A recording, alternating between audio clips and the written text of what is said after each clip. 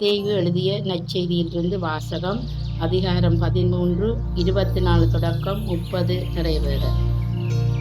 அக்காலத்தில் இயேசு எடுத்துரைத்த வேறோர் உவமை விண்ணரசை பின்வரும் நிகழ்ச்சிக்கு ஒப்பிடலாம். ஒருவர் தம் வயலில் நல்ல விதைகளை விதைத்தார். அவருடைய ஆட்கள் தூங்கும் போது அவருடைய பகைவன் வந்து கோதுமைகளை இடையே களைகளை விதைத்து விட்டு போய்விட்டான். பயிர் வளர்ந்து கதிர் விட்ட போது களைகளும் காணப்பட்டன. நிலாளுடைய பணியாளர்கள் அவரிடம் வந்து, ஐயா, நீர் உமது வயலில் நல்ல விதைகளை அல்லவா விதைத்தீர், அதில் களைகளை காணப்படுவது எப்படி என்று கேட்டார்கள். அதற்கு அவர், இது பகைவனுடைய வேலை என்றார். உடனே பணியாளர்கள் அவரிடம், நாங்கள் போய் அவற்றை பறித்து கொண்டு வரலாமா, உம் விருப்பம் என்ன என்று கேட்டார்கள்.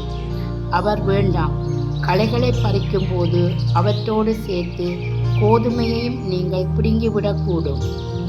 அறுவடை வரை இரண்டையும் வளர விடுங்கள். அறுவடை நேரத்தில் அறுவடை செய்வோரிடம் முதலில் களைகளை பறித்து கொண்டு வந்து எதிர்ப்பதற்கென கட்டுகளாக கட்டுங்கள். கோதுமையோ என் களஞ்சியத்தில் சேர்த்து வையுங்கள் என்று கூறுவேன் என்றார்.